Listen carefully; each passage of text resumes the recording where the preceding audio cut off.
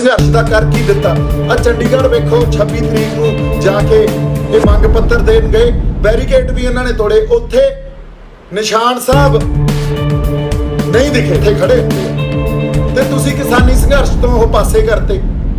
थोड़ा लाल झंडा तो बहुत थावां ते बैन आ बई, ये तो बड़े देशों च बैन आ ते सानू सब नूं पता क्यों बैन आ, इन्होंने की जुल्म की।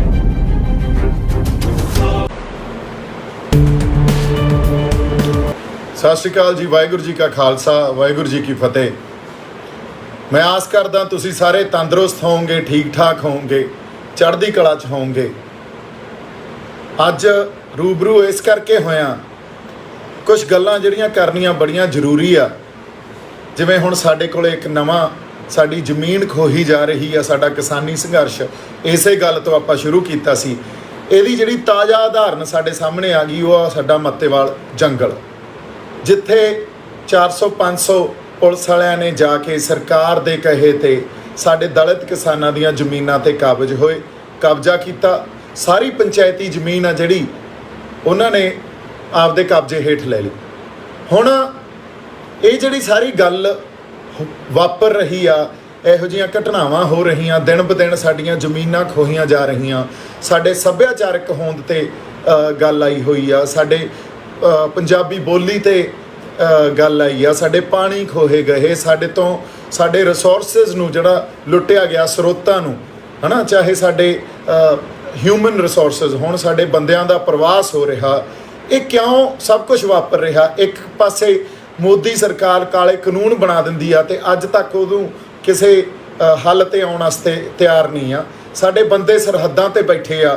ਇਹਦੇ ਲਈ ਤੁਸੀਂ ਇਹ ਵੇਖੋ ਵੀ ਇਹ ਕਿਉਂ ਵਾਪਰ ਰਿਹਾ। ਮੈਂ ਸਮੇਂ ਤੋਂ ਇਹ ਗੱਲ ਕਹਿੰਦਾ ਰਹਿੰਦਾ ਹੁੰਦਾ ਸੀ, ਸਮੇਂ ਤੋਂ ਆਪਾਂ ਇਹ ਗੱਲ ਕੀਤੀ ਆ ਵੀ ਅਸੀਂ ਜਿਹੜੀ ਪੋਲਿਟਿਕਸ ਕਰਨ ਲੱਗ ਗਏ ਜਾਂ ਜਿਹੜਾ ਸੰਘਰਸ਼ ਕਰਨ ਲੱਗ ਗਏ, ਉਹ ਸੰਘਰਸ਼ ਅਸੀਂ ਇਸ਼ੂ ਬੇਸਡ ਕਰਨ ਲੱਗ ਗਏ।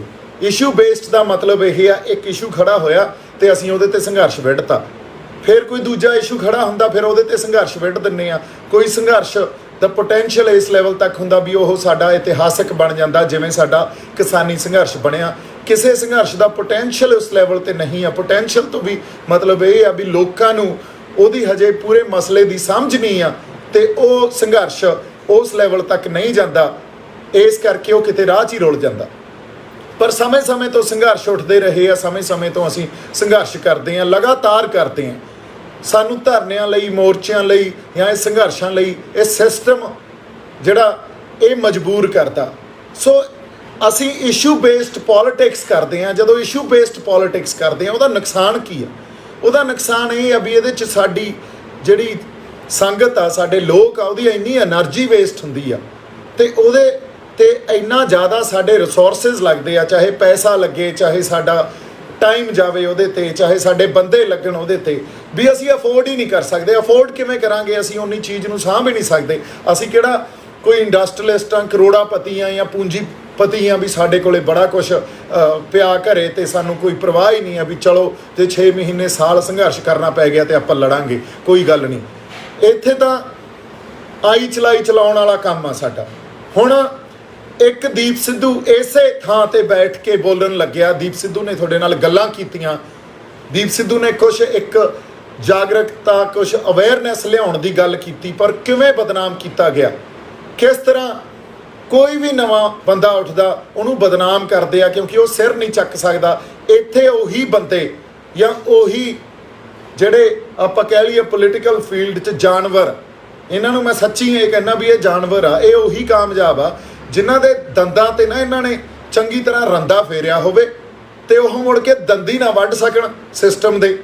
ਉਹ ਤੁਹਾਡੇ ਨਾਲ ਆ ਕੇ ਉਹੀ ਗੱਲ ਕਰਨ ਜੋ ਸਿਸਟਮ ਚਾਹੁੰਦਾ, ਤੁਹਾਨੂੰ ਮੈਨੀਪੂਲੇਟ ਕਰ ਦੇਣ, ਤੁਹਾਨੂੰ ਭਰਮਾਂ 'ਚ ਪਾਈ ਰੱਖਣ। ਤੁਹਾਡੇ ਬੰਦਿਆਂ ਨੂੰ, ਜਿਹੜਾ ਤੁਹਾਡੇ 'ਚ ਖੜਾ ਕੋਈ ਹੁੰਦਾ, ਉਹਨੂੰ ਤੁਹਾਡੇ ਕੋਲੇ ਕਿਸੇ ਲੈਵਲ ਤੇ ਕੋਈ ਗਰਾਊਂਡ, ਕੋਈ ਸਪੇਸ ਹੀ ਨਾ ਦੇਣ, ਕੋਈ ਪਲੇਟਫਾਰਮ ਨਾ ਦੇਣ। ਉਹ ਬੰਦਾ ਪੈਦਾ ਕਿਵੇਂ ਹੋ ਗਿਆ? ਉਹ ਸਹੀ ਜਾਂ ਸੱਚ ਦੀ ਗੱਲ ਕਿਵੇਂ ਕਰੀ ਜਾਂਦਾ? ਸੋ ਸਾਨੂੰ ਇਸ਼ੂਜ਼ ਤੇ ਲਾਤਾ। ਆਪਾਂ ਵਾਪਸ ਉਸ ਗੱਲ ਤੇ ਆਈਏ। ਇਸ਼ੂਜ਼ ਤੇ ਐਂ ਲਾਤਾ, ਇੱਕ ਨਵਾਂ ਇਸ਼ੂ ਖੜਾ ਹੁੰਦਾ ਅਸੀਂ ਉਹਦੇ ਤੇ ਸੰਘਰਸ਼ ਵਿੱਢ ਲੈਂਦੇ ਹਾਂ, ਫਿਰ ਦੂਜਾ ਇਸ਼ੂ ਖੜਾ ਹੁੰਦਾ ਅਸੀਂ ਉਹਦੇ ਤੇ ਸੰਘਰਸ਼ ਵਿੱਢ ਲੈਂਦੇ ਹਾਂ। ਮੈਂ ਸਮੇਂ ਤੋਂ ਇਹ ਗੱਲ ਕਰਦਾ ਰਿਹਾ ਵੀ ਜਦੋਂ ਤੱਕ ਅਸੀਂ ਸਾਰੇ ਮਸਲਿਆਂ ਨੂੰ ਟੋਟੈਲਿਟੀ 'ਚ ਕੰਸੀਡਰ ਨਹੀਂ ਕਰਾਂਗੇ, ਅਸੀਂ ਇਕੱਠਾ ਮਸਲਿਆਂ ਨੂੰ ਸਮਝਾਂਗੇ ਨਹੀਂ, ਵਿਚਾਰਾਂਗੇ ਨਹੀਂ, ਸਿਰ ਜੋੜ ਕੇ ਨਹੀਂ ਬੈਠਾਂਗੇ, ਉਦੋਂ ਤੱਕ ਸਾਨੂੰ ਸਮਝ ਹੀ ਨਹੀਂ ਆਉਣੀ ਵੀ ਰੂਟ ਕਾਜ਼ ਇਸ ਸਾਰੀ ਪ੍ਰੋਬਲਮ ਦਾ, ਜਿਹਨੂੰ ਕਹਿੰਦੀ ਆ ਜੜ ਇਸ ਬਿਮਾਰੀ ਦੀ, ਉਹ ਕਿੱਥੇ ਪਈ ਆ। ਅਸੀਂ ਬਿਮਾਰੀ ਨੂੰ ਜਾਂ ਬਿਮਾਰੀ ਦੀ ਜੜ ਨੂੰ ਅੱਜ ਤੱਕ ਨਹੀਂ ਸਮਝਿਆ, ਅਸੀਂ ਉਹਦੇ ਲੱਛਣਾਂ ਨੂੰ ਫੜੀ ਜਾਂਦੇ ਰਹਿੰਦੇ ਹਾਂ ਤੇ ਉਹਦੇ ਤੇ ਸੰਘਰਸ਼ ਵਿੱਢ ਲੈਂਦੇ ਹਾਂ। ਇਹੀ ਉਦਾਹਰਨ ਸਮੇਂ ਤੋਂ ਆਪਾਂ ਦਿੰਦੇ ਆ ਰਹੇ ਹਾਂ ਵੀ ਜੇ ਸਾਡੇ ਸਰੀਰ 'ਚ ਖੂਨ ਖਰਾਬ ਹੋ ਗਿਆ ਸਾਡਾ ਤੇ ਸਾਡੇ ਤੇ ਫੋੜੇ ਹੋ ਗਏ ਸਰੀਰ ਤੇ, ਆਈ ਤੁਸੀਂ ਜਿਵੇਂ ਇੱਕ ਪਾਸੇ ਪਾਣੀਆਂ ਦਾ ਮਸਲਾ, ਇੱਕ ਪਾਸੇ ਭਾਸ਼ਾ ਦਾ ਮਸਲਾ ਹੈ, ਇੱਕ ਪਾਸੇ ਸਾਡੀਆਂ ਜ਼ਮੀਨਾਂ ਦਾ ਮਸਲਾ, ਇਹਦਾ ਫੋੜੇ ਆ। ਸੋ ਖੂਨ ਜੇ ਆਪਾਂ ਨਹੀਂ ਬਦਲਾਂਗੇ ਤੇ ਸਿਰਫ ਫੋੜਿਆਂ ਨੂੰ ਠੀਕ ਕਰਦੇ ਰਹਾਂਗੇ, ਫਿਰ ਮਹੀਨੇ ਕੁ ਬਾਅਦ ਉਸ ਫੋੜੇ ਨੇ ਦੁਬਾਰਾ ਹੋ ਜਾਣਾ, ਫਿਰ ਮੁੜ ਕੇ ਡਾਕਟਰਾਂ ਦੇ ਬੈਠੇ ਰਹੋ, ਦਵਾਈ ਲੈਂਦੇ ਰਹੋ। ਅਸੀਂ ਇਹੀ ਕਰ ਰਹੇ ਹਾਂ। ਸੋ ਕਦੇ ਵੀ ਅਸੀਂ ਸਿਰ ਜੋੜ ਕੇ ਬੈਠ ਕੇ ਟੋਟੈਲਿਟੀ 'ਚ ਮਸਲਿਆਂ ਨੂੰ ਸਮਝਿਆ ਨਹੀਂ। ਅੱਜ ਮੱਤੇਵਾਲ ਜੰਗਲ ਜਿਹੜਾ ਐਕਵਾਇਰ ਹੋ ਰਿਹਾ, ਸਾਡੇ ਦਲਿਤ ਕਿਸਾਨਾਂ ਦੀ ਜ਼ਮੀਨ ਉੱਥੇ ਸਰਕਾਰ ਜਾ ਕੇ ਐਕਵਾਇਰ ਕਰ ਰਹੀ ਹੈ, ਉਹ ਇੱਕ ਤਾਜ਼ਾ ਉਦਾਹਰਨ ਹੈ ਇਸ ਗੱਲ ਦੀ। ਕਿਸਾਨੀ ਸੰਘਰਸ਼ ਵੀ ਉਦਾਹਰਨ ਹੈ ਇਸ ਗੱਲ ਦੀ। ਅੱਜ 3 ਕਾਨੂੰਨ ਵਾਪਸ ਵੀ ਹੋ ਜਾਣ, ਲੋ ਮੈਂ ਗਾਰੰਟੀ ਦਿੰਨਾ ਜੇ ਕੋਈ ਸੁਧਰ ਜੇ ਤਾਂ ਕੁਛ ਨਹੀਂ ਸੁਧਰਨਾ, ਉਹੀ ਖੁਦਕੁਸ਼ੀਆਂ ਤੇ ਕਰਜ਼ੇ ਸਾਡੇ ਤੇ ਪਏ ਆ। ਇਸ ਕਰਕੇ ਇਹ ਗੱਲ ਮੈਂ ਹਮੇਸ਼ਾ ਉਠਾਈ ਸੀ ਵੀ ਸਾਨੂੰ ਪੋਲੀਟੀਕਲ ਸਟਰਕਚਰ ਨੂੰ ਬਦਲਣਾ ਪੈਣਾ। ਸਾਡੇ ਕੋਲੇ ਜਿਹੜਾ ਐਬਸੋਲੂਟ ਪਾਵਰ ਸੈਂਟਰ ਰੱਖੀ ਫਿਰਦੀ ਆ ਨਾ, ਉਹਨੂੰ ਸੰਬੋਧਨ ਕਰਨਾ ਪੈਣਾ। ਪਾਵਰ ਡੈਮੋਕਰਟਾਈਜੇਸ਼ਨ ਹੋਵੇ, ਪਾਵਰ ਵੰਡੀ ਜਾਵੇ। ਅੱਜ ਸਾਡੇ ਸੀਐਮ ਕੋਲੇ ਕੋਈ ਪਾਵਰ ਨਹੀਂ ਆ, ਪੰਜਾਬ ਦੇ ਸੀਐਮ ਕੋਲੇ, ਵੀ ਉਹ ਸੈਂਟਰ ਦੇ ਬਣੇ ਹੋਏ ਕਾਨੂੰਨਾਂ ਨੂੰ ਪੰਜਾਬ 'ਚ ਨਗੇਟ ਕਰ ਸਕੇ। ਹਾਲਾਂਕਿ ਜਿਹੜਾ ਐਗਰੀਕਲਚਰ ਆ ਉਹ ਸਟੇਟ ਸਬਜੈਕਟ ਆ, ਪਰ ਤੁਸੀਂ ਵੇਖ ਲਓ ਜੇ ਇਸ ਗੱਲ ਨੂੰ ਅਸੀਂ ਨਹੀਂ ਸਮਝਾਂਗੇ ਤਾਂ ਫਿਰ ਜਿੰਨੇ ਮਰਜ਼ੀ ਸੰਘਰਸ਼ ਕਰ ਲਈਏ, ਜੋ ਮਰਜ਼ੀ ਅਸੀਂ ਆਪਦੇ ਰਿਸੋਰਸਿਸ ਨੂੰ ਲਾ ਕੇ, ਆਪਦੇ ਆਪ ਨੂੰ ਲਾ ਕੇ ਝੋਕਦੇ ਰਹੀਏ ਉਹਦੇ 'ਚ, ਸਿਰਫ ਸਾਡੇ ਕੋਲੇ ਪੱਲੇ ਕੀ ਪੈਣਾ? ਪੱਲੇ ਇਹ ਪੈਣਾ ਵੀ ਇੱਕ ਬੰਦੇ ਨੂੰ ਟਾਰਗੇਟ ਕੀਤਾ ਜਾਣਾ, ਉਹਨੂੰ ਜੇਲ੍ਹਾਂ ਵੀ ਕੱਟਣੀਆਂ ਪੈਣੀਆਂ, ਉਹਦਾ ਕੰਮ ਵੀ ਉਹਦੇ ਤੋਂ ਖੁੱਸ ਜਾਣਾ, ਉਹਦੀ ਜ਼ਿੰਦਗੀ ਵੀ ਸਭ ਕੁਝ ਬਦਲ ਜਾਣੀ ਆ। ਅੱਜ ਜੇ ਮੈਂ ਘਰੇ ਬੈਠਾ ਕਿਸਾਨੀ ਸੰਘਰਸ਼ 'ਚ ਸ਼ੰਭੂ ਮੋਰਚੇ ਤੋਂ ਲੈ ਕੇ ਜਿੰਨਾ ਉੱਥੇ ਰਹੇ, ਜੇਲ੍ਹਾਂ 'ਚ ਰਹੇ, ਅੱਜ ਇਸ ਮੌਕੇ ਤੇ ਬੈਠੇ ਆ, ਪਰ ਇਹ ਰਾਹ ਹੀ ਇਹੋ ਜਿਹਾ, ਉਹ ਵੀ ਵੱਖਰੀ ਗੱਲ ਆ। ਅੱਜ ਇਸ ਮੋੜ ਤੇ ਬੈਠਾ ਵੀ ਮੇਰੇ ਕੋਲੇ ਕੋਈ ਕੰਮ ਨਹੀਂ ਆ, ਮੇਰੇ ਕੋਲੇ ਕੋਈ ਰਿਸ਼ਤਾ ਨਹੀਂ ਆ ਜਿਹੜਾ ਪੁਰਾਣਾ ਰਿਸ਼ਤਾ ਸੀ। ਇਸ ਸ਼ਹਿਰ 'ਚ ਜੇ ਅੱਜ ਮੈਂ ਬੰਬੇ ਬੈਠਾ, ਉਸੇ ਹਾਲ 'ਚ ਬੈਠਾ ਤੇ ਆਪਾਂ ਰੂਬਰੂ ਹੋ ਕੇ ਤੁਹਾਡੇ ਨਾਲ ਗੱਲ ਕਰ ਰਹੇ ਹਾਂ, ਇੱਥੇ ਮੇਰਾ ਕੋਈ ਉਧਾਰ ਨਹੀਂ ਆ। ਮੈਨੂੰ ਇਹ ਲੱਗਦਾ ਹੀ ਸਭ ਕੁਝ ਬੇਗਾਨਾ। ਕਿਉਂਕਿ ਬੰਦਿਆਂ ਨਾਲ ਹੀ ਤੇ ਆਪਦੇ ਦੋਸਤਾਂ ਯਾਰਾਂ ਮਿੱਤਰਾਂ ਨਾਲ ਹੀ ਤੁਹਾਡੇ ਸ਼ਹਿਰ ਹੁੰਦੇ ਆ, ਤੁਹਾਡਾ ਸਰਕਲ ਜਿਹੜਾ ਉਸ ਸਰਕਲ ਨਾਲ ਹੀ ਉਹ ਥਾਂ ਦੀ ਕੋਈ ਅਹਿਮੀਅਤ ਬਣਦੀ ਹੈ। ਜੇ ਉਹ ਸਰਕਲ ਹੀ ਨਾ ਰਹੇ, ਫਿਰ ਕੰਮ ਨਾ ਰਹੇ ਤੁਹਾਡਾ, ਦੋਵੇਂ ਤੁਹਾਡੇ ਤੋਂ ਖਿੱਚ ਲਏ ਜਾਣ, ਸੋ ਕੁਛ ਨਹੀਂ ਬਚਦਾ ਪਿੱਛੇ। ਐਨੀਵੇਜ਼ ਇਹ ਤਾਂ ਰਾਹ ਹੀ ਇਹੋ ਜਿਹਾ ਵੀ ਇੱਥੇ ਜਿਹੜੇ ਮੇਰੇ ਨਾਲੋਂ ਟੁੱਟੇ ਵੀ ਆ, ਬੜਾ ਮੇਰੇ ਤੇ ਇਹ ਸਵਾਲ ਕਰਦੇ ਆ ਵੀ ਇਕੱਲਾ ਰਹਿ ਗਿਆ ਯਾਰ, ਤੇਰੇ ਨਾਲ ਹੀ ਕੋਈ ਨਹੀਂ ਆ। ਉਹ ਜਿਹੜੇ ਮੇਰੇ ਨਾਲੋਂ ਟੁੱਟੇ ਆ, ਮੈਂ ਤੁਹਾਨੂੰ ਉਹ ਵੀ ਗੱਲ ਦੱਸਦਾ। ਕਿਉਂ? ਜਦੋਂ ਪੰਜਾਬ ਆ ਕੇ ਉਹਨਾਂ ਸਾਰੇ ਬੰਦਿਆਂ ਨੇ ਇਹ ਸੋਚਿਆ ਵੀ ਕੋਈ ਨਾ ਕੋਈ ਜਾਂ ਤਾਂ ਪੋਲੀਟੀਕਲ ਫਾਇਦਾ ਲੈ ਲਈਏ ਜਾਂ ਕੋਈ ਕਮਰਸ਼ੀਅਲ ਫਾਇਦਾ ਲੈ ਲਈਏ। ਜਦੋਂ ਪੋਲੀਟੀਕਲ ਤੇ ਕਮਰਸ਼ੀਅਲ ਫਾਇਦਾ ਉਹਨਾਂ ਨੂੰ ਨਹੀਂ ਦਿਖਿਆ, ਉਹ ਮੇਰੇ ਵਿਰੋਧੀ ਹੋ ਗਏ ਵੀ ਇਹਨੂੰ ਤਾਂ ਅਸੀਂ ਵਰਤ ਹੀ ਨਹੀਂ ਸਕਦੇ। ਫਿਰ ਗੱਲ ਕੀ ਕਰਦੇ ਆ ਵੀ ਇਹਦੀ ਸਮਝ ਨਹੀਂ ਆ ਰਹੀ। ਸਮਝ ਕਿਵੇਂ ਆਊਗੀ ਬਾਈ ਜੀ? ਇਹ ਰਾਹ ਉਹ ਆ ਜਿੱਥੇ ਹੋ ਸਕਦਾ ਤੁਹਾਡੇ ਪਰਿਵਾਰ ਵਿਛੜ ਜਾਣ, ਹੋ ਸਕਦਾ ਤੁਹਾਡੀ ਜਾਨ ਤੱਕ ਚਲੀ ਜਾਵੇ। ਇਹ ਰਾਹ ਹੀ ਉਹ ਆ। ਇੱਥੇ ਉਹਨਾਂ ਬੰਦਿਆਂ ਨੂੰ ਸਮਝ ਨਹੀਂ ਆ ਸਕਦੀ ਜਿਹੜੇ ਪੋਲੀਟੀਕਲ ਏਜੰਡੇ ਨੂੰ ਲੈ ਕੇ ਐਡਵਾਂਸ ਕਰਨਾ ਚਾਹੁੰਦੇ ਆ, ਜਾਂ ਪੋਲੀਟੀਕਲ ਰਾਜਸੀ ਫਾਇਦਾ ਲੈਣਾ ਚਾਹੁੰਦੇ ਆ, ਜਾਂ ਕੋਈ ਆਰਥਿਕ ਫਾਇਦਾ ਲੈਣਾ ਚਾਹੁੰਦੇ ਆ। ਇਹ ਰਾਹ ਹੀ ਬੜਾ ਵੱਖਰਾ। ਕਿਉਂ? ਰਾਹ ਰੀਸਟਰਕਚਰ ਕਰਨ ਦਾ, ਇੱਕ ਨਵੀਂ ਮੁੜ ਉਸਾਰੀ ਕਰਨ ਦਾ ਰਾਹ। ਫਿਰ ਮੁੜ ਉਸਾਰੀ 'ਚ ਜਿਹੜੇ ਬੰਦੇ ਲੱਗੇ ਹੁੰਦੇ ਆ, ਜਿਹੜੇ ਮੋਢੀ ਹੁੰਦੇ ਆ, ਉਹਨਾਂ ਨੂੰ ਬੜਾ ਕੁਛ ਵਾਰਨਾ ਪੈਂਦਾ। ਸੋ ਅਗਲੀ ਗੱਲ ਜਿਹੜੀ ਆਪਾਂ ਕਰਨੀ ਆ, ਇਸ ਕਰਕੇ ਉਹ ਜਿਹੜੇ ਬੰਦੇ ਨਾਲ ਕਿਤੇ ਤੁਰੇ ਸੀ, ਕਦੇ ਖੜੇ ਸੀ, ਉਹ ਸਮੇਂ ਤੋਂ ਝੜਦੇ ਗਏ ਤੇ ਤੁਸੀਂ ਇੱਕ ਇਹੋ ਜਿਹਾ ਮੌਕਾ ਆ ਜਾਂਦੇ ਹੋ ਜਦੋਂ ਫੇਰ ਇਕੱਲੇ ਰਹਿ ਕੇ ਜਾਂ ਇਕੱਲੇ ਬਹਿ ਕੇ ਇਹ ਗੱਲ ਕਰਦੇ ਹੋ ਜੋ ਅੱਜ ਮੈਂ ਤੁਹਾਡੇ ਨਾਲ ਕਰ ਰਿਹਾ। ਪਰ ਇੱਕ ਗੱਲ ਮੈਂ ਤੁਹਾਨੂੰ ਆਪਦੇ ਅੰਦਰੋਂ, ਆਪਦੀ ਰੂਹ ਤੋਂ ਦੱਸਦਾ ਵੀ ਪੰਜਾਬ ਦੇ ਯੂਥ ਤੇ ਮੈਨੂੰ ਮਾਣ ਆ, ਸਾਡੇ ਜਵਾਨਾਂ ਤੇ ਸਾਨੂੰ ਮਾਣ ਆ। ਇਹ ਯੂਥ ਉਸ ਧਰਤੀ ਤੇ ਇਹੋ ਜਿਹਾ ਵੀ ਇਹ ਰਾਤੇ ਰਾਤ ਕੁਝ ਵੀ ਕਰ ਸਕਦਾ। ਜਿੰਨਾ ਮੈਂ ਪੋਟੈਂਸ਼ੀਅਲ ਸਾਡੇ ਯੂਥ 'ਚ ਦੇਖਿਆ, ਜਿੰਨੀ ਮੈਂ ਭਵਿੱਖ ਦੀ ਆਸ ਉਹਨਾਂ 'ਚ ਦੇਖੀ ਆ, ਉਨੀ ਮੈਨੂੰ ਲੱਗਦਾ ਜੇ ਮੈਂ ਕਹਿਣਾ ਸਾਡੇ ਉੱਥੇ ਕੋਈ ਪੋਲੀਟੀਕਲ ਕਲਾਸ ਦਾ ਲੀਡਰ ਆ ਜਾਂ ਉੱਥੇ ਕੋਈ ਸਮਾਜਿਕ ਬੰਦਾ ਕੰਮ ਕਰ ਰਿਹਾ, ਉਹਨਾਂ 'ਚ ਨਹੀਂ, ਕਿਸੇ 'ਚ ਨਹੀਂ ਆ। ਜਿੰਨਾ ਸਾਡਾ ਯੂਥ ਇਮਾਨਦਾਰ, ਜਜ਼ਬਾ ਤੇ ਉਹਨਾਂ ਦੇ ਅੰਦਰ ਇੱਕ ਉਸ ਅਕਾਲ ਪੁਰਖ ਵਾਹਿਗੁਰੂ ਦੀ ਦਿੱਤੀ ਹੋਈ ਜਿਹੜੀ ਇੱਕ ਦਾਤ ਆ ਵੀ ਉਹ ਰਾਤੇ ਰਾਤ ਨਵਾਂ ਕੁਝ ਬਦਲ ਸਕਦੇ ਆ, ਨਵੇਂ ਉਸਾਰੀ ਕਰ ਸਕਦੇ ਆ। ਉਹ ਮੈਂ ਪੋਟੈਂਸ਼ੀਅਲ ਉਹਨਾਂ 'ਚ ਦੇਖਿਆ। ਅੱਜ ਆਪਾਂ ਫੇਰ ਗੱਲਾਂ ਕਰ ਰਹੇ ਹਾਂ, ਸਮੇਂ ਤੋਂ ਬੜੀਆਂ ਗੱਲਾਂ ਆਪਾਂ ਕੀਤੀਆਂ। ਸ਼ੰਭੂ ਮੋਰਚੇ ਤੋਂ ਇੱਕ ਨੈਰੇਟਿਵ ਸਿਰਜ ਰਹੇ ਹਾਂ। ਲੜਾਈ ਆ ਜਿਹੜੀ ਇਹ ਲੜਾਈ ਨੈਰੇਟਿਵ ਦੀ ਆ। ਇੱਥੇ ਬੜੀਆਂ ਗਲਤੀਆਂ ਜਿਹੜੀਆਂ ਆਪਾਂ ਉਹ ਕਰਦੇ ਰਹੇ ਹਾਂ ਸਮੇਂ ਤੋਂ। ਇਹ ਗੱਲ ਵੀ ਬਹੁਤ ਸਾਡੇ ਬੰਦਿਆਂ ਨੇ ਕੀਤੀਆਂ, ਸਾਰਿਆਂ ਨੇ ਕੀਤੀਆਂ, ਪਰ ਅਸਲ ਗੱਲ ਕੀ ਹੁੰਦੀ ਆ? ਅਸਲ ਗੱਲ ਇਹ ਹੁੰਦੀ ਆ ਵੀ ਅਸੀਂ ਉਹਨਾਂ ਤੋਂ ਸਿੱਖੀਏ ਤੇ ਅੱਗੇ ਵਧੀਏ। ਅੱਜ ਆਪਾਂ ਜਦੋਂ ਤੱਕ ਟੋਟੈਲਿਟੀ 'ਚ ਮਸਲਿਆਂ ਨੂੰ ਬੈਠ ਕੇ ਸੋਚਾਂਗੇ ਨਹੀਂ, ਉਹਨਾਂ ਨੂੰ ਵਿਚਾਰਾਂਗੇ ਨਹੀਂ, ਸਿਰ ਜੋੜ ਕੇ ਨਹੀਂ ਬੈਠਾਂਗੇ, ਉਹਨਾਂ ਦੀ ਪੜਚੋਲ ਨਹੀਂ ਕਰਾਂਗੇ, ਤਾਂ ਫਿਰ ਆ ਇਸ਼ੂ ਬੇਸਡ ਪੋਲਿਟਿਕਸ ਕਰਦੇ ਰਹਾਂਗੇ। ਇੱਕ ਪਾਸੇ ਸਾਡਾ ਕੋਈ ਜਵਾਨ ਕੋਈ ਮਾਰ ਦਿੱਤਾ ਜਾਂਦਾ, ਕਬੱਡੀ ਦਾ ਕੋਚ ਆ ਉਹ ਮਾਰ ਦਿੱਤਾ ਜਾਂਦਾ, ਇੱਕ ਪਾਸੇ ਸਾਡੇ ਭਾਸ਼ਾ ਤੇ ਹਮਲੇ ਹੋ ਜਾਂਦੇ ਆ, ਇੱਕ ਪਾਸੇ ਸਾਡੇ ਤੇ ਕਿਸਾਨੀ ਤੇ ਹਮਲੇ ਹੋ ਜਾਂਦੇ ਆ, ਇੱਕ ਪਾਸੇ ਸਾਡੀਆਂ ਜ਼ਮੀਨਾਂ ਖੋਹਣ ਲੱਗ ਜਾਂਦੇ ਆ, ਇੱਕ ਪਾਸੇ ਸਾਡੇ ਮੱਤੇਵਾਲ ਜੰਗਲ ਇਨਵਾਇਰਮੈਂਟ ਦਾ ਇਸ਼ੂ ਖੜਾ ਕਰ ਦਿੰਦੇ ਆ। ਹੁਣ ਉਹਦੀ ਜੇ ਆਪਾਂ ਥੋੜੀ ਜੀ ਗੱਲ ਕਰੀਏ, ਲੋ ਜਵਾਨੋ, ਜਿਹੜੀ ਜਵਾਨੀ ਦੀ ਮੈਂ ਗੱਲ ਕੀਤੀ ਆ, ਜਿਹੜੀਆਂ ਜਾਗਦੀਆਂ ਜ਼ਮੀਰਾਂ, ਤੁਸੀਂ ਤਿਆਰ ਹੋ ਜਾਓ। ਮੱਤੇਵਾਲ ਜੰਗਲ ਤੇ ਆਪਾਂ ਨੂੰ ਸੰਘਰਸ਼ ਵਿੱਢਣਾ ਪੈਣਾ। ਕਿਉਂਕਿ ਸਾਡੀਆਂ ਜ਼ਮੀਨਾਂ ਜਿਹੜੀਆਂ ਖੋਹਣ ਦੀ ਤਿਆਰੀ ਇਹ 2017 'ਚ ਕਰ ਲਈ ਸੀ।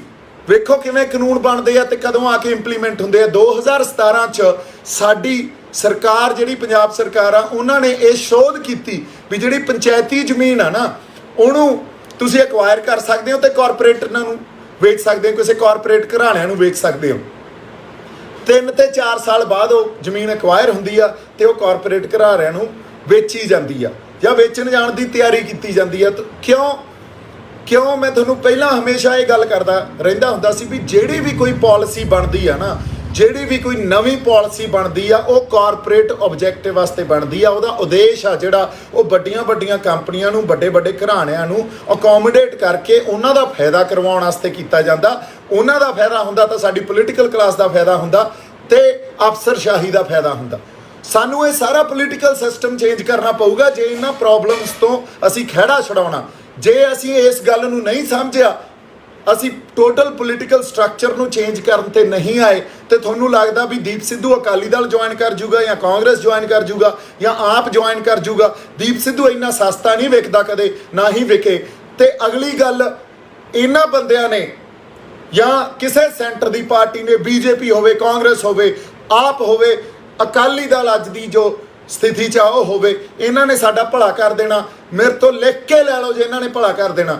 ਉੱਥੋਂ ਦੀ ਰਿਕੁਆਇਰਮੈਂਟ ਹੀ ਇਹ ਬਣ ਚੁੱਕੀ ਆ ਵੀ ਜੇ ਤੁਸੀਂ ਕੋਈ ਮੰਤਰੀ ਬਣਨਾ, CM ਬਣਨਾ, ਤੁਸੀਂ ਕਰਪਟ ਹੋਣਾ ਪਊਗਾ ਤੁਹਾਨੂੰ, ਤੇ ਤੁਸੀਂ ਕਰਪਟ ਹੋਵੋਗੇ। ਜੇ ਅਸੀਂ ਪੋਲੀਟੀਕਲ, ਕਿਉਂਕਿ ਜੇ ਇੱਕ ਕਰਪਟ ਨਹੀਂ ਹੁੰਦਾ ਉਹਦੇ ਪਿੱਛੇ 20 ਹੋਰ ਖੜੇ ਆ, ਉਹਨਾਂ ਨੂੰ ਆਏ ਆ ਯਾਰ ਕਿਸੇ ਨਾ ਕਿਸੇ ਨੇ ਤੇ ਜਿਹੜਾ ਬਣਦਾ, ਜਿਹੜਾ ਜਾ ਕੇ ਸੈਂਟਰ ਦੀ ਝੋਲੀ 'ਚ ਪੈਂਦਾ, ਉਹਨੂੰ ਆਏ ਆ ਵੀ ਯਾਰ ਮੈਂ ਨਹੀਂ ਬੈਠਾ ਤਾਂ ਕੋਈ ਹੋਰ ਬਹਿ ਜਾਊਗਾ ਤੇ ਇਦੋਂ ਚੰਗਾ ਮੈਂ ਹੀ ਬਹਿ ਜਾ। ਸੋ ਇਹਦਾ ਇੱਕ ਕ੍ਰਾਈਟੀਰੀਆ ਬਣ ਚੁੱਕਿਆ, ਇੱਕ ਕੁਆਲੀਫਿਕੇਸ਼ਨ ਬਣ ਚੁੱਕੀ ਆ, ਤੁਹਾਨੂੰ ਕਰਪਟ ਹੋਣਾ ਪਊਗਾ ਜੇ ਤੁਸੀਂ ਉੱਥੇ ਕੁਝ ਬਣਨਾ। ਤਾਂ ਮੈਂ ਜੇ ਅੱਜ ਪੋਲੀਟੀਕਲ ਸਟਰਕਚਰ ਚੇਂਜ ਕਰਨ ਦੀ ਗੱਲ ਕਰ ਰਿਹਾ, ਉਹ ਇਸੇ ਕਰਕੇ ਕਰ ਰਿਹਾ। ਸਾਨੂੰ ਇਹ ਗੱਲ ਆਈਡੈਂਟੀਫਾਈ ਕਰਨੀ ਪਊਗੀ, ਜੇ ਪੋਲੀਟੀਕਲ ਸਟਰਕਚਰ ਚੇਂਜ ਹੋਊਗਾ ਤਾਂ ਸਾਡਾ ਭਾਸ਼ਾ ਦੇ ਮਸਲੇ ਵੀ ਹੱਲ ਹੋਣਗੇ, ਸਾਡੇ ਪਾਣੀਆਂ ਦੇ ਮਸਲੇ ਵੀ ਹੱਲ ਹੋਣਗੇ, ਸਾਡੇ ਕਿਸਾਨੀ ਦੇ ਮਸਲੇ ਵੀ ਹੱਲ ਹੋਣਗੇ, ਸਾਡੀ ਕਰਪਸ਼ਨ ਦੇ ਮਸਲੇ ਵੀ ਹੱਲ ਹੋਣਗੇ। ਅਦਰਵਾਈਜ਼ ਅਸੀਂ ਲੋਕਾਂ ਨੂੰ ਨਿੰਦੀ ਜਾਂਦੇ ਰਹਿੰਦੇ ਆ, ਸਾਡੇ ਲੋਕਾਂ 'ਚ ਕੋਈ ਕਸੂਰ ਨਹੀਂ ਆ। ਮੈਂ ਲੋਕਾਂ ਨੂੰ ਕਹਿੰਦਾ ਤੁਹਾਨੂੰ ਅਪੋਲੋਜੈਟਿਕ ਹੋਣ ਦੀ ਕੋਈ ਲੋੜ ਨਹੀਂ। ਤੁਸੀਂ ਕਿਸੇ ਇਸ ਮੌਕੇ ਤੇ ਆ ਕੇ ਇਹ ਸੋਚੋ ਵੀ ਨਹੀਂ ਸਾਡਾ ਹੀ ਕਸੂਰ ਆ, ਸਾਡੀ ਗਲਤੀ ਆ। ਨਹੀਂ, ਤੁਹਾਡੀ ਗਲਤੀ ਨਹੀਂ ਆ, ਸਾਡੇ ਸਿਸਟਮ ਦੀ ਗਲਤੀ ਆ, ਉਹਨਾਂ ਪਾਲਿਸੀਜ਼ ਦੀ ਗਲਤੀ ਆ, ਉਹਨਾਂ ਲੀਡਰਾਂ ਦੀ ਗਲਤੀ ਆ ਜਿਹੜੇ ਸੈਂਟਰ ਦੀ ਝੋਲੀ 'ਚ ਜਾ ਕੇ ਬਹਿੰਦੇ ਆ। ਸਾਨੂੰ ਇੱਕ ਗੱਲ ਸਮਝਣੀ ਪਊਗੀ, ਉਹ ਮਮਤਾ ਬੈਨਰਜੀ ਨੇ ਬੰਗਾਲ 'ਚ ਕੱਲੀ ਨੇ ਦਿਖਾਤਾ ਨਾ ਵੀ ਕਿਵੇਂ ਪੋਲੀਟੀਕਲ ਸਟਰਕਚਰ ਚੇਂਜ ਕਰਨਾ ਪੈਂਦਾ ਹੁੰਦਾ, ਕਿਵੇਂ ਸੈਂਟਰ ਨੂੰ ਤੁਸੀਂ ਟੱਕਰ ਦੇ ਸਕਦੇ ਹੋ, ਕੱਲੀ ਖੜ ਗਈ। ਸੋ ਰੀਜਨਲ ਪੋਲਿਟਿਕਸ ਦਾ ਜਿਹੜਾ ਪੰਜਾਬ ਤੋਂ ਚੱਲਣ ਵਾਲੀ ਜਿਹੜੀ ਆਪਾਂ ਹਮੇਸ਼ਾ ਗੱਲ ਕਰਦੇ ਰਹੇ ਹਾਂ, ਸਾਨੂੰ ਇੱਕ ਖੇਤਰੀ ਪਾਰਟੀ ਤੇ ਖੇਤਰੀ ਪੋਲਿਟਿਕਸ ਦੀ ਪੰਜਾਬ ਨੂੰ ਬਹੁਤ ਜ਼ਰੂਰਤ ਆ। ਕਿਸੇ ਕੇਜਰੀਵਾਲ ਆਵਾਜ਼ ਤੇ ਨਾ ਭੇਜੋ, ਕਿਸੇ ਹੋਰ ਪਾਰਟੀ ਤੇ ਨਾ ਭੇਜੋ ਜਿਹੜੀਆਂ ਦਿੱਲੀ ਤੋਂ ਚੱਲਦੀਆਂ। ਅੱਜ ਸਾਡੇ ਕੋਲੇ ਜਿਹੜਾ ਇਸ਼ੂ ਬਣਿਆ ਹੋਇਆ ਹੁਣ ਮੱਤੇਵਾਲ ਜੰਗਲ ਦਾ, ਇਹਦੇ ਤੇ ਸੰਘਰਸ਼ ਵਿੱਢਣਾ ਪਊਗਾ। ਦੇਖੋ ਤੁਸੀਂ 20 ਲੱਖ ਰੁਪਈਆਂ 'ਚ ਸਾਡੀਆਂ ਜ਼ਮੀਨਾਂ ਜਿਹੜੀਆਂ ਕਿਸਾਨਾਂ ਦੀਆਂ ਉਹ ਐਕਵਾਇਰ ਕਰਨਗੇ, ਉਹਨੂੰ 2-2 ਕਰੋੜ 'ਚ ਵੇਚਣਗੇ। ਇਹਦੇ 'ਚ ਪੋਲੀਟੀਕਲ ਕਲਾਸ ਦਾ ਤੇ ਅਫਸਰਸ਼ਾਹੀ ਦਾ ਫਾਇਦਾ ਹੋਣਾ। ਪੈਸੇ ਉਹਨਾਂ ਨੇ ਖਾਣੇ ਆ, ਮੁੜ ਕੇ ਉਹਨਾਂ ਨੇ ਇਸ ਜੰਗਲ ਨੂੰ ਬਰਬਾਦ ਕਰਕੇ, ਜਿਹੜਾ ਸਤਲੁਜ ਦਰਿਆ ਦੇ ਕਿਨਾਰੇ ਤੇ ਆ।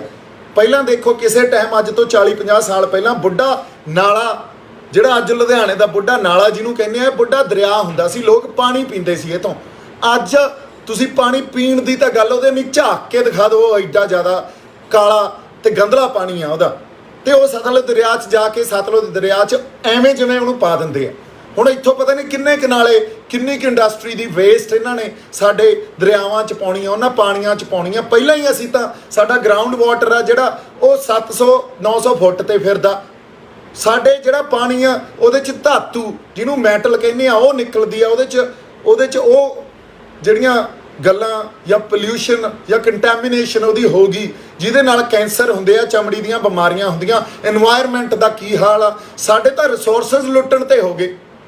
ਸੋ ਰਿਸੋਰਸਸ ਕੌਣ ਲੁੱਟਦਾ ਹੁੰਦਾ? ਜਿਹੜੇ ਵਿਦੇਸ਼ੀ ਧਰਤੀਆਂ ਤੋਂ ਆ ਕੇ ਸਾਡੇ ਤੇ ਜਿਨ੍ਹਾਂ ਨੇ ਰਾਜ ਕੀਤਾ ਨਾ, ਜਦੋਂ ਅੰਗਰੇਜ਼ ਇੱਥੇ ਰਾਜ ਕਰਦੇ ਸੀ, ਉਹਨਾਂ ਨੂੰ ਐਂ ਲੱਗਦਾ ਸੀ ਵੀ ਸਾਨੂੰ ਇਸ ਧਰਤੀ ਨਾਲ, ਇੱਥੋਂ ਦੇ ਲੋਕਾਂ ਨਾਲ ਕੋਈ ਇਮੋਸ਼ਨਲ ਅਟੈਚਮੈਂਟ ਨਹੀਂ ਹੈ, ਇਹਨਾਂ ਨੂੰ ਲੁੱਟ ਲਓ। ਤੇ ਸਾਡੇ ਆਪਦੇ ਬੰਦੇ ਹੀ ਐਂ ਕਰਨ ਲੱਗ ਗਏ ਯਾਰ, ਫਿਰ ਸਾਡੇ ਬੰਦੇ ਕਿੱਥੋਂ ਰਹਿ ਗਏ ਉਹ? ਸੋ ਇਸ ਕਰਕੇ ਮੈਂ ਜਿਹੜੀਆਂ ਅੱਜ ਗੱਲਾਂ ਕਰ ਰਹੀਆਂ, ਇਸ ਕਰਕੇ ਗੱਲਾਂ ਕਰ ਰਿਹਾ ਤੁਹਾਡੇ ਨਾਲ, ਕਿਉਂਕਿ ਜੇ ਸਾਡੀਆਂ ਜ਼ਮੀਨਾਂ ਐਂ ਖੋਣ ਲੱਗ ਗਏ, ਸਾਡੇ ਪੱਲੇ ਕੁਛ ਨਹੀਂ ਰਹਿਣਾ। ਸਾਡੀ ਪੰਚਾਇਤੀ ਜ਼ਮੀਨ ਨੂੰ ਇਹਨਾਂ ਨੇ ਸਾਡੇ ਤੋਂ ਖੋਹਣ ਦਾ ਕਾਨੂੰਨ ਬਣਾ ਲਿਆ। ਹੁਣ ਜੇ ਪਿੰਡ ਕੋਲੇ ਪੰਚਾਇਤੀ ਜ਼ਮੀਨ ਹੀ ਨਹੀਂ ਆ ਤਾਂ ਉਹ ਪਿੰਡ ਕਾਹਦਾ? ਪਿੰਡ ਤਾਂ ਵੱਸਦਾ ਹੀ ਆਪਦੀ ਪੰਚਾਇਤੀ ਜ਼ਮੀਨ ਤੇ ਆ ਨਾ, ਆਪਣੀ ਪੰਚਾਇਤਾਂ ਚੱਲਦੀਆਂ ਹੀ ਉੱਥੋਂ ਆ। ਸੋ ਇਸ ਕਰਕੇ ਸਾਡੇ ਪਿੰਡ ਖੋਰ ਦੇਣਗੇ, ਸਾਡੀ ਹੋਂਦ ਖੋਰ ਦੇਣਗੇ। ਮੇਰੇ ਤੋਂ ਨਹੀਂ ਰਿਹਾ ਜਾਂਦਾ। ਮੈਨੂੰ ਬੜਾ ਕਿਹਾ ਵੀ ਚੁੱਪ ਕਰਕੇ ਬਹਿ ਜਾ। ਸਾਡਾ ਕਿਸਾਨੀ ਸੰਘਰਸ਼ ਜਿੱਥੇ ਅੱਜ ਫਿਰਦਾ, ਉਹਦੇ ਬਾਰੇ ਵੀ ਆਪਾਂ ਗੱਲ ਕਰਾਂਗੇ। ਉਹ ਸੰਘਰਸ਼ ਕਿੱਡਾ ਵੱਡਾ ਉਹਦਾ ਦਾਇਰਾ ਸੀ, ਕਿੰਨੀਆਂ ਉਹਦੇ 'ਚ ਰੂਹਾਂ ਜੁੜੀਆਂ ਸੀ, ਜਥੇਬੰਦੀਆਂ ਜੁੜੀਆਂ ਸੀ, ਕਿੰਨੇ ਤਰ੍ਹਾਂ ਦੀਆਂ ਵਿਚਾਰਧਾਰਾਵਾਂ ਇਕੱਠੇ ਹੋ ਕੇ ਇੱਕ ਕਿਸਾਨੀ ਸੰਘਰਸ਼ ਵੱਢਿਆ ਸੀ। ਪਰ ਉਸ ਸੰਘਰਸ਼ ਦਾ ਕਰ ਕੀ ਦਿੱਤਾ? ਆ ਚੰਡੀਗੜ੍ਹ ਵੇਖੋ, 26 ਤਰੀਕ ਨੂੰ ਜਾ ਕੇ ਇਹ ਮੰਗ ਪੱਤਰ ਦੇਣ ਗਏ, ਬੈਰੀਕੇਡ ਵੀ ਇਹਨਾਂ ਨੇ ਤੋੜੇ। ਉੱਥੇ ਨਿਸ਼ਾਨ ਸਾਹਿਬ ਨਹੀਂ ਦਿਖੇ, ਉੱਥੇ ਉਹ ਲਾਲ ਝੰਡੇ ਦਿਖੇ ਜਾਂ ਉਹ ਕਿਸਾਨੀ ਦੇ ਝੰਡੇ ਦਿਖੇ। ਕਿਉਂ ਬਈ? ਨਿਸ਼ਾਨ ਸਾਹਿਬ ਨੇ ਅੱਜ ਤੱਕ ਜਦੋਂ ਦਿੱਤਾ ਕਿਸੇ ਨੂੰ, ਉਹ ਪਨਾਹ ਹੀ ਦਿੱਤੀ ਆ। ਕਦੇ ਅੱਜ ਤੱਕ ਨਿਸ਼ਾਨ ਸਾਹਿਬ ਦੇ ਅਧੀਨ ਕੋਈ ਜ਼ੁਲਮ ਹੋਇਆ ਹੋਵੇ ਤਾਂ ਸਾਨੂੰ ਦੱਸ ਦਿਓ। ਅੱਜ ਤੱਕ ਕਿਤੇ ਲੰਗਰ ਲੱਗਦੇ ਆ ਨਿਸ਼ਾਨ ਸਾਹਿਬ ਦੇ ਅਧੀਨ ਲੱਗਦੇ ਆ, ਕਿਤੇ ਕੀ ਹਿਊਮਨ ਰਾਈਟਸ ਦੀ ਗੱਲ ਹੁੰਦੀ ਆ, ਕਿਤੇ ਮਨੁੱਖੀ ਅਧਿਕਾਰਾਂ ਦੀ ਗੱਲ ਹੁੰਦੀ ਆ, ਨਿਸ਼ਾਨ ਸਾਹਿਬ ਦੇ ਹੇਠਾਂ ਹੁੰਦੀ ਆ। ਕਿਤੇ ਸੋਕਾ ਆ ਜੇ, ਕਿਤੇ ਹੜ੍ਹ ਆ ਜਾਣ, ਕਿਤੇ ਅਰਥਕੁਏਕ ਆ ਜੇ, ਇਹ ਨਿਸ਼ਾਨ ਸਾਹਿਬ ਵਾਲੇ ਉੱਥੇ ਖੜੇ ਹੁੰਦੇ ਆ। ਤੇ ਤੁਸੀਂ ਕਿਸਾਨੀ ਸੰਘਰਸ਼ ਤੋਂ ਉਹ ਪਾਸੇ ਕਰਤੇ। ਤੁਹਾਡਾ ਲਾਲ ਝੰਡਾ ਤਾਂ ਬਹੁਤ ਥਾਵਾਂ ਤੇ ਬੈਨ ਆ ਬਈ, ਇਹ ਤਾਂ ਬੜੇ ਦੇਸ਼ਾਂ 'ਚ ਬੈਨ ਆ। ਤੇ ਸਾਨੂੰ ਸਭ ਨੂੰ ਪਤਾ ਕਿਉਂ ਬੈਨ ਆ, ਇਹਨਾਂ ਨੇ ਕੀ ਕੀ ਜ਼ੁਲਮ ਕੀਤੇ ਆ। ਉਹ ਲਾਲ ਝੰਡਾ ਆ ਚੱਕ ਕੇ ਤੁਸੀਂ ਫਿਰਦੇ ਹੋ ਤੇ ਨਿਸ਼ਾਨ ਸਾਹਿਬ ਦੀ ਕੋਈ ਜਗ੍ਹਾ ਨਹੀਂ। ਇਹੀ ਨਿਸ਼ਾਨ ਸਾਹਿਬ ਲਾਲ ਕਿਲੇ ਤੋਂ ਜਦੋਂ ਸੰਗਤ ਨੇ ਜਾ ਕੇ ਉੱਥੇ ਕਿਉਂ ਉਹ ਜਜ਼ਬਾਤ ਸਾਹਮਣੇ ਆਏ ਸੀ? ਕਿਉਂਕਿ ਉਸੇ ਲਾਲ ਕਿਲੇ ਤੋਂ ਔਰੰਗਜ਼ੇਬ ਨੇ ਜਿਹੜਾ ਫਰਮਾਨ ਜਾਰੀ ਕੀਤਾ ਸੀ ਗੁਰੂ ਤੇਗ ਬਹਾਦਰ ਸਾਹਿਬ ਲਈ, ਉਸੇ ਲਾਲ ਕਿਲੇ ਤੋਂ ਗੁਰੂ ਤੇਗ ਬਹਾਦਰ ਸਾਹਿਬ ਦੀ ਸ਼ਹੀਦੀ ਦਾ ਫਰਮਾਨ ਜਾਰੀ ਕੀਤਾ ਸੀ। ਤੇ ਉਸੇ ਲਾਲ ਕਿਲੇ ਤੇ ਫਿਰ ਜਾ ਕੇ ਨਿਸ਼ਾਨ ਸਾਹਿਬ ਝੂਲਦਾ। ਕਿਉਂ? ਕੁਦਰਤ ਵੀ ਕੁਛ ਖੇਡਦੀ ਆ ਬਾਈ ਜੀ। ਅੱਜ ਕਿਤੇ ਨਹੀਂ ਆ ਔਰੰਗਜ਼ੇਬ, ਪਰ ਸਾਡਾ ਗੁਰੂ ਅੱਜ ਵੀ ਪ੍ਰਤੱਖਾ, ਸਾਡਾ ਗੁਰੂ ਅੱਜ ਵੀ ਬਿਰਾਜਮਾਨ ਆ, ਸਾਡਾ ਗੁਰੂ ਤੇ ਉਹ ਨਿਸ਼ਾਨ ਉਹਦੇ ਅੱਜ ਵੀ ਝੂਲਦੇ ਆ। ਸੋ ਮੈਨੂੰ ਤੁਸੀਂ ਜਿੰਨਾ ਮਰਜ਼ੀ ਨਿੰਦ ਲਓ, ਆ ਜਿਹੜੇ ਤਿੜਫਿੜ ਜੀ ਕਰੀ ਜਾਂਦੇ ਸੀ ਆ ਪਿਛਲੇ ਕੁਝ ਦਿਨਾਂ ਦੇ ਨਹੀਂ ਦਿਖੇ, ਅੱਜ ਮੈਂ ਫੇਰ ਆ ਗਿਆ ਲਾਈਵ। ਹੁਣ ਉਹ ਤਿੜਫਿੜ ਵਾਲੇ ਵੀ ਆ ਜਾਣਗੇ, ਮੈਂ ਤੁਹਾਨੂੰ ਇਹ ਵੀ ਗੱਲ ਦੱਸਤੀ। ਪਰ ਉਹਨਾਂ ਦੀ ਤਿੜਫਿੜ ਦਾ ਕੋਈ ਅਸਰ ਨਹੀਂ ਹੋਣਾ ਮੇਰੇ ਤੇ। ਉਹ ਤਿੜਫਿੜ ਜੀ ਕਰਕੇ ਬੰਦ ਹੋ ਜਾਣਗੇ, ਜਾਂ ਫਿਰ ਉਹਨਾਂ ਨੂੰ ਮੈਂ ਆਪਦੀ ਆਈ ਤੇ ਆ ਗਿਆ ਤਾਂ ਆਉਣ ਵਾਲੇ ਸਮੇਂ ਤੇ ਮੈਂ ਹੀ ਬੰਦ ਕਰਾ ਦੂੰਗਾ। ਕਿਉਂਕਿ ਇਹ ਕਰ ਕੀ ਰਹੇ ਆ? ਇਹ ਦੀਪ ਸਿੱਧੂ ਦੇ ਖਿਲਾਫ ਨਹੀਂ ਰਚ ਰਹੇ ਕੁਛ, ਇਹ ਆਪਦੀ ਪੂਰੀ ਬ੍ਰਿਗੇਡ ਹੀ ਲਾ ਦਿੰਦੇ ਆ। ਉਹ ਜਿਹੜੇ 2-3-4 ਦੁੱਖੀ ਤਿੱਖੀ ਦੇ ਬੰਦੇ ਆ ਉਹਨਾਂ ਨੂੰ ਲਾ ਦਿੰਦੇ ਆ, ਇਹ ਵੀ ਬੋਲੋ ਤੁਸੀਂ ਜਾ ਕੇ ਚੈਨਲਾਂ ਤੇ। ਇਹ ਪੰਜਾਬ ਦਾ ਨੁਕਸਾਨ ਕਰ ਰਹੇ ਆ। ਇਹ ਹਰ ਉਸ ਉੱਠਣ ਵਾਲੇ ਸਿਰ ਨੂੰ ਦੱਬ ਰਹੇ ਆ ਜਿਹੜਾ ਸੱਚ ਤੇ ਹੱਕ ਦੀ ਗੱਲ ਕਰਦਾ। ਸੋ ਮੇਰੀ ਜਿਹੜੀ ਕੋਈ ਵੀ ਅੱਜ ਜੇ ਆਪਾਂ ਬੈਠੀਆਂ ਗੱਲਾਂ ਕਰ ਰਹੇ ਹਾਂ, ਮੇਰੀ ਕੋਈ ਵੀ ਐਕਟ ਜਾਂ ਕੋਈ ਵੀ ਇਹੋ ਜਿਹੀ ਗੱਲ ਜਿਹੜੀ ਸੈਂਟਰ ਸਰਕਾਰ ਦੇ ਜਾਂ ਕਿਸੇ ਵੀ ਸਰਕਾਰ ਦੇ ਜਾਂ ਪੋਲੀਟੀਕਲ ਕਲਾਸ ਦੇ ਹੱਕ 'ਚ ਭੁਗਤਦੀ ਹੋਵੇ, ਮੈਨੂੰ ਭਾਲਿਓ ਤੁਸੀਂ। ਤੁਹਾਡੇ ਲਈ ਹੱਕ ਸੱਚ ਲਈ ਆਇਆ। ਉੱਥੇ ਹੁਣ ਵਿਚਰਾਂਗੇ ਵੀ, ਸੰਘਰਸ਼ ਵੀ ਕਰਾਂਗੇ, ਮੱਤੇਵਾਲ ਜੰਗਲ ਤੇ ਵੀ ਸੰਘਰਸ਼ ਕਰਾਂਗੇ ਤੇ ਕਿਸਾਨੀ ਸੰਘਰਸ਼ ਵੀ ਕਰਾਂਗੇ। ਹੁਣ ਜਿਹੜੇ ਆ ਤਿੜਫਿੜ ਕਰਨ ਵਾਲੇ ਆ ਤੇ ਜਿਹੜੇ ਇਹ ਸੋਚਦੇ ਆ ਵੀ ਦੀਪ ਸਿੱਧੂ ਪਾਸੇ ਹੋ ਗਿਆ, ਇਹ ਤਿਆਰ ਹੋ ਜਾਣ, ਆਪਦੀ ਤਿਆਰੀ ਵੱਟ ਲੈਣ, ਇਹਨਾਂ ਨੂੰ ਵਾਹ ਨਹੀਂ ਪਾਉਣਾ ਪਊਗਾ, ਅਦਰਵਾਈਜ਼ ਗੱਲ ਨਹੀਂ ਬਣਨੀ। ਮੇਰੇ ਵੱਲੋਂ ਚਲੋ ਮੈਂ ਫੇਰ ਜਜ਼ਬਾਤਾਂ 'ਚ ਗੱਲਾਂ ਕਰ ਲੈਣਾ, ਕਿਉਂਕਿ ਜੇ ਸੱਚ ਆ ਤਾਂ ਜਜ਼ਬਾਤ ਨਿਕਲਣਗੇ ਹੀ ਨਿਕਲਣਗੇ। ਮੇਰੇ ਵੱਲੋਂ ਬਹੁਤ ਸਾਰਾ ਪਿਆਰ ਤੇ ਸਤਿਕਾਰ। ਜਿਉਂਦੇ ਵਸਦੇ ਰਹੋ, ਰੱਬ ਤੁਹਾਨੂੰ ਤੰਦਰੁਸਤੀਆਂ ਬਖਸ਼ੇ, ਚੜ੍ਹਦੀ ਕਲਾ 'ਚ ਰੱਖੇ। ਅਸੀਸਾਂ ਤੇ ਦੁਆਵਾਂ ਮੇਰੇ ਵੱਲੋਂ ਬਹੁਤ ਬਹੁਤ। ਵਾਹਿਗੁਰੂ ਜੀ ਕਾ ਖਾਲਸਾ, ਵਾਹਿਗੁਰੂ ਜੀ ਕੀ ਫਤਿਹ।